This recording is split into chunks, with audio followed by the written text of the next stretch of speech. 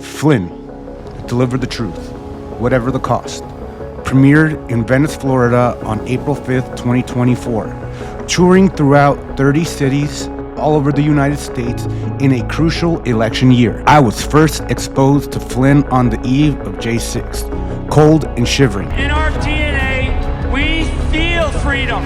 We bleed freedom. 4 years later, Flynn is now a central aspect of my research.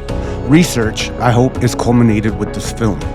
To fully understand my claim of Flynn being the only person who could have pulled off J6, we need to go back to the US's losing war in Afghanistan and see the role that he played there. In fact, it's right here. Let's see it. The full title, A Blueprint for Making Intelligence Relevant in Afghanistan. I was a senior intel officer out in Afghanistan. Flynn was Director of Intelligence for the International Security Assistance Force from June 29 to October 10th, and Director of Intelligence for Joint Task Force 180 in Afghanistan until 2002. Key positions with authority going beyond that of the U.S. Armed Forces alone. I mean, I went around Afghanistan to damn near every little town and village, and dude, I did my own assessment, and there was a lot of people that didn't like that back in Washington, D.C. But I'm on the battlefield.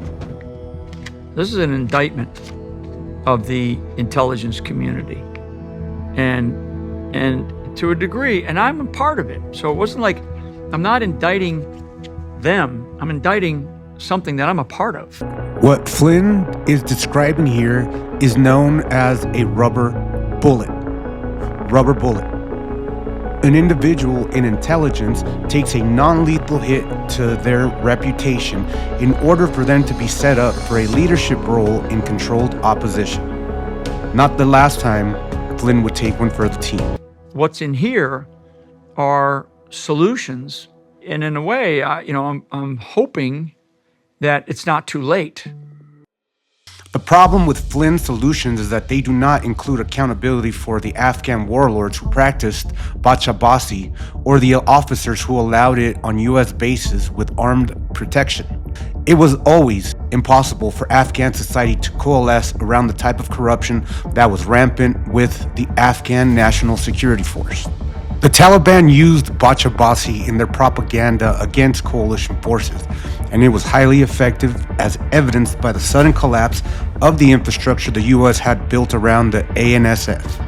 Flynn's unconventional publication of Fixing Intel through non-governmental association Center for New American Society certainly broke protocol, fueling the perception that Flynn was bucking the system. In reality, it was the type of red herring that Flynn specializes in to date. I'm pretty sure that he knew then that Donald Trump was going to be the nominee. We did meet with other candidates. I mean, I remember sitting down with Ben Carson, Carly Fiorina, Ted Cruz. Probably why I wasn't asked to help those Jeb Bush or Hillary Clinton, but I never said no. I was just never asked. You know, I was praying that there was going to be somebody that rose out of the ashes who wasn't a typical politician. And I looked at him and I go, Donald Trump, are you out of your mind? They spied on my campaign. Well, we can't verify It's been totally verified. No. Donald J. Trump will become the 45th president of the United States, defeating Hillary Clinton in a campaign unlike anything we've seen in our lifetime. And I'd be lying if I didn't admit that, I didn't really think Trump was going to win either. Obama talks to Trump about two people, threats apparently to him, certainly to at least one to the United States. And one of them was Kim Jong-un, the dictator over in North Korea. And the other was General Mike Flynn. On the surface, it could seem that Obama singling out Michael Flynn and Kim Jong-un as threats to the United States was a cover-your-ass move by Barry. But if I've learned anything by watching Flynn over these past 4 years, is that he is a master of doublespeak, just like Obama. If Michael Flynn truly is a threat to the United States, No one would know better than a former president. C. Two things can be true at once. Obama, a threat to the United States himself, was giving President Trump real advice but for the wrong reason. This article Mike Flynn wrote called A Blueprint for Making Intelligence Relevant, which is one of the reasons why I brought Mike to ODNI, to fix all the intelligence issues that he'd been complaining about. There's a phrase in the military, and I don't use my Irish too often, but they say fuck up and move up, right? Watching Flynn's movie made me feel like I was a witness to a confession and being trolled all at the same time. And and I'm thinking, well, maybe I fucked up so bad that they're just going to move me up to shut me up.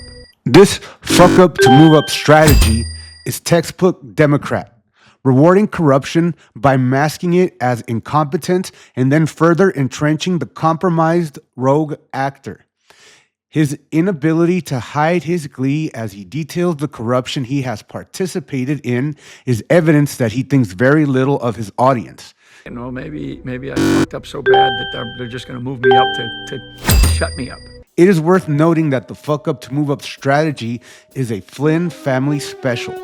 His brother Charlie earned a promotion to Commander of the United States Army Pacific less than 3 weeks after bearing partial responsibility for the abject failure that was the ransacking of the United States Capitol on January 6th. Move up to fuck up indeed. One of the Pentagon officials who couldn't explain that delay in dispatching the Guard on January 6th, one of the officials who couldn't explain it, but nevertheless testified about it, was a general named Charles Flynn. General Charles Flynn is the younger brother of Trump National Security Advisor Mike Flynn, who, of course, called on Trump supporters to come to the Capitol on January 6th, who publicly called on Trump to declare martial law and have the military take over the country and rerun the election in swing states where Trump lost.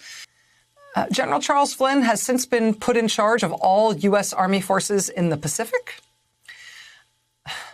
while his brother Mike is currently touring the country, appearing at events marketed to adherents of the QAnon conspiracy theory, telling them there really ought to be a military coup in this country to reinstall Trump in power. I disagree with Maddow on almost everything, but here she seems to be on the right track. So close. We still don't know why the Pentagon lied initially about General Charles Flynn and said he wasn't involved in those decisions. The most likely answer is because he was their fall guy, fucking up to move up. We also still don't know why the Pentagon sat on its hands for hours instead of sending anyone to help, even though they very well knew exactly what was going on and were directly fielding panicked calls from lawmakers asking for help. Poor resource management allows what was likely a planned failure to avoid accountability by creating a layer of plausible deniability, whereas the failure seems unintentional. We also don't know whether General Charles Flynn and his brother Mike Flynn were in communication at all about anything on that day of the attack or anything in the lead up to the attack. We don't know that at all.